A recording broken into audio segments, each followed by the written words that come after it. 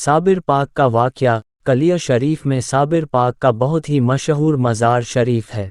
साबिर पाक ने 12 साल खाना नहीं खाया और दूसरों को खिलाते रहे और खुद भूखे रहे। साबिर पाक का जीवन परिचय। हजरत सैयद मखदूम अलाउद्दीन अली अहमद साबिर पाक रहमतुल्लाह अलैह। इस नाम को कौन नहीं जानता, और जाने भी क्यों नहीं। यह नाम अल्लाह के उस पाक वली का है जिसने गुमराहों और मुसीबत के मारों की रहनुमाई की और इस्लाम के सूखते दरख्त को फिर से हरा भरा किया है। आज भी इस्लाम के मानने वाले मुसलमानों में इस नाम को बड़े ही अदब के साथ लिया जाता है, जिनकी दरगाह आज भी भारत के उत्तराखंड राज्य के रुड़की शहर से 6 किलोमीटर दूर कलिया शरीफ नामक स्थान पर स्थित है। साबिर पाक के वालिद पिता सैयद खानदान से थे, जिनका नाम सैयद अब्दुल रहीम था, जो हजरत सैयद अब्दुल कादिर जिलानी के पोते थे, जिनका खानदानी सिलसिला हजरत उमर फारूक से मिलता है। साबिर पाक की पैदाइश। साबिर पाक की पैदाइश अफ़गानिस्तान के एक शहर हरात में हुई थी। इस्लामी हिजरी कैलेंडर के मुताबिक साबिर कलियरी की पैदाइश 16 रबीउल अव्वल 562 हिजरी को जुमरात के दिन हुई थी। साबिर पाक की वालिदा फरमाती है कि पैदाइश से पहले एक दिन हजरत मोहम्मद मुस्तफ़ा मेरे ख्वाब में तशरीफ़ लाए और कहा कि होने वाले बच्चे का नाम मेरी निस्बत से अहमद रखना। साबिर पाक की वालिदा कहती है कि फिर कुछ दिनों के बाद मेरे ख्वाब में एक रोज़ हजरत अली तशरीफ़ लाए और उन्होंने फरमाया कि अपने बच्चे का अली अली रखना।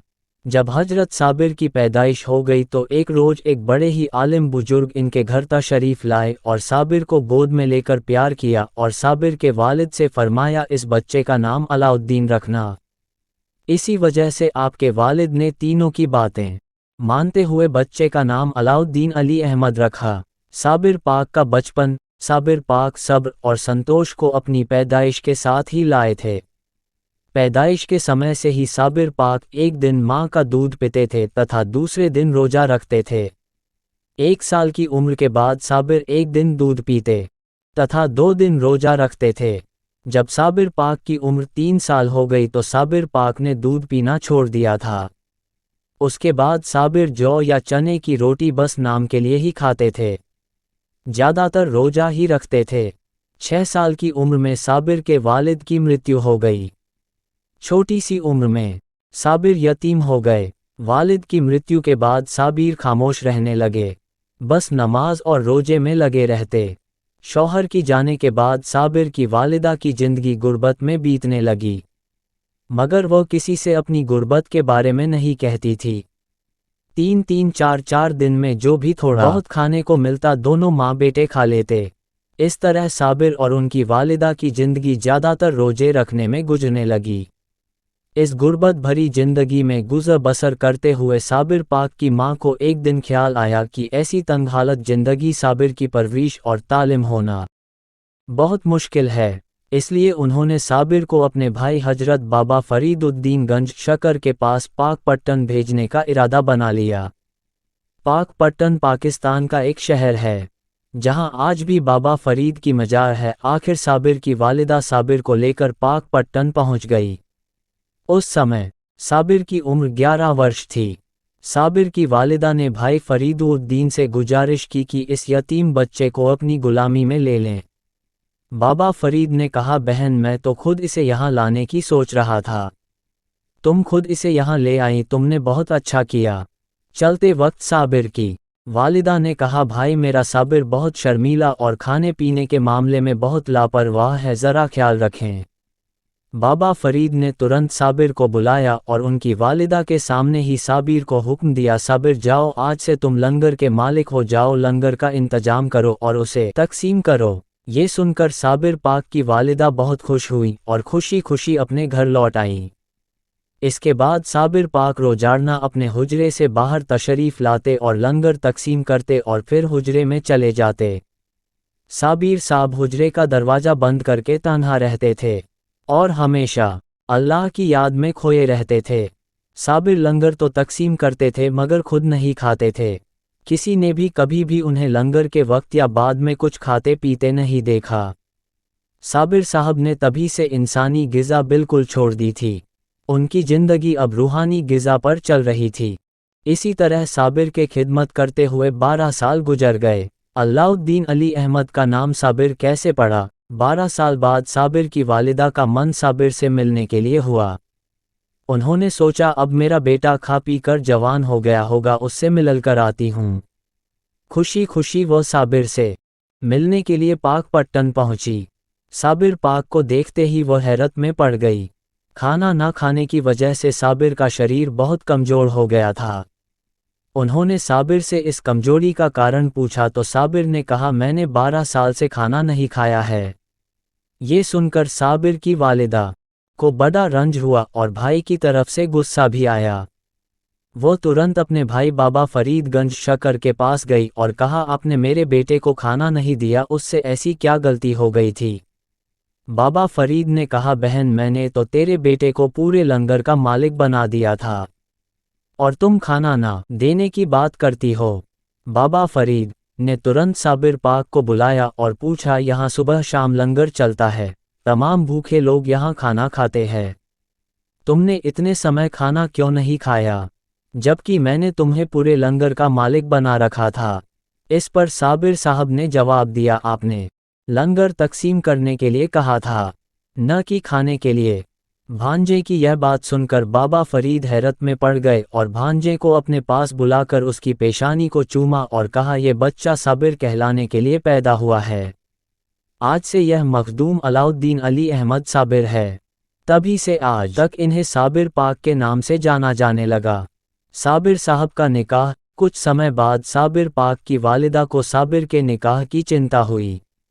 साबिर की वालिदा ने अपने भाई बाबा फरीद से गुजारिश की वह अपनी बेटी खतीजा का निकाह साबिर से कर दे। बाबा फरीद ने कहा साबिर इस लायक नहीं हैं, क्योंकि उन पर जज्बर और इस्तगजराक हर वक्त जारी रहता है, दुनियादारी से उन्हें कोई मतलब नहीं है। भाई के यह बात सुनकर बहन को बहुत दुख हुआ और कहने लगी आप मुझे यतीम गरीब और लाचार समझकर इनकार कर रहे हो। बहन की इन सब बातों का बाई के दिल पर असर हुआ और उन्होंने अपनी बेटी खतीजा का निकाह साबिर पाक से कर दिया। जमाने के दस्तूर के मुताबिक जब साबिर की बीबी को साबिर साहब के हुजरे में भेजा गया, उस समय साबिर कलियरी नमाज में मशगूल थे। जब सलाम फेर कर आपकी नज़र दुल्हन पर पड़ी तो जमीन से एक शोला निकला और दुल्हन जलकर राख हो गई। रात के इस वाक़या से साबिर की वालिदा को बहुत दुख हुआ, वह इस सब का जिम्मेदार अपने आप को मानने लगी। इसी सदमे में उनका इंतेकाल हो गया। साबिर पाक की कलिया शरीफ में आमद हजरत बाबा फरीदुद्दीन गंज शक्र आपके मामू भी थे और आपके पीर मुर्शिद भी थे। इन्हीं से आपने खिलाफत पाई थी। बाबा फरीद ने आपको कलिया शरीफ की खिलाफत देकर अली मुल्ला इब्दाल को आपके साथ कलिया की तरफ रवाना किया। कहते हैं कि साबिर पाक की आमद कलिया शरीफ में 656 हिजरी को हुई थी। बहुत जल्दी ही आपके जुहद व तकवा की शोहरत चारों ओर फैल गई। कलिया शरीफ उत्तराखंड के रुड़की से 4 किलोमीटर तथा हरिद्वार से 20 किलोमीटर की दूरी पर स्थित पीरान कलिया शरीफ हिंदू मुस्लिम एकता की मिसाल कायम करता है। यहाँ पर हजरत अलाउद्दीन साबिर साहब की पाक व रूहानी दरगाह है। इस दरगाह का इतिहास काफ़ी पुराना है। यहाँ पर सभी धर्मों के लोग जियारत करने आते हैं तथा अपनी मन्नतें मांगते हैं तथा चादर और शीरीनी प्रसाद चाहने के साथ साथ यहाँ भूखों के लिए लंगर भी लगाते हैं। यहाँ पर साबिर साहब की दरगाह से अलग और भी कई दरगाह है, जैसे हजरत इमाम साहब की दरगाह, हजरत किलकिली साहब नमक वाला पीर, अब्दाल साहब और 9 गजा पीर कलिया जियारत के लिए ये दरगाह अपना महत्व रखती है। कलिया के बीच से एक साथ निकलने वाली 2 नहरें इसकी शोभा और बढ़ा देती है। साबिर पाक की वफ़ात मृत्यु हजरत ख्वाजा मखदूम अलाउद्दीन अली अहमद साबिर की इस दुनिया से रूख सती 13 रबीउल अव्वल दिन पंशंबा 690 हिजरी माना जाता है। दरगाह साबिर पाक हजरत अलाउद्दीन साबिर पाक की दरगाह यहाँ की मुख्य दरगाह है। इस दरगाह के 2 मुख्य द्वार है तथा बीच में हजरत साबिर साहब का मजार है। मजार के अंदर साबिर साहब की कब्र है। कब्र पर जायरीन चादर व फूल चढ़ाते हैं। मजार की बाहरी दीवार सीमेंट की जालीदार बनी है। ऐसा माना जाता है कि यह एक ऐसी दरगाह है जहां मुराद पूरी होने के साथ साथ जिन्नात भूत प्रेतों को फांसी होती है और रूहानी बलाओं से छुटकारा मिल जाता है। यहाँ दरगाह में गूला के वृक्ष पर मन्नतों का पर्चा लिखकर बांधा जाता है।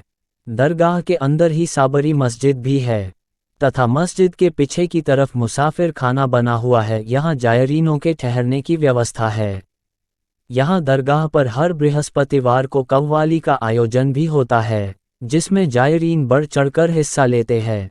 यहाँ हर साल 12 रबी उल अव्वल को हर वर्ष उर्स मेला लगता है। तो ये था साबिर पाक की जीवन परिचय जो हमने आपसे शेयर किया। उम्मीद है आपको पसंद आया होगा। हमारे चैनल को लाइक और शेयर करें। चैनल पर नए हैं तो सब्सक्राइब करें।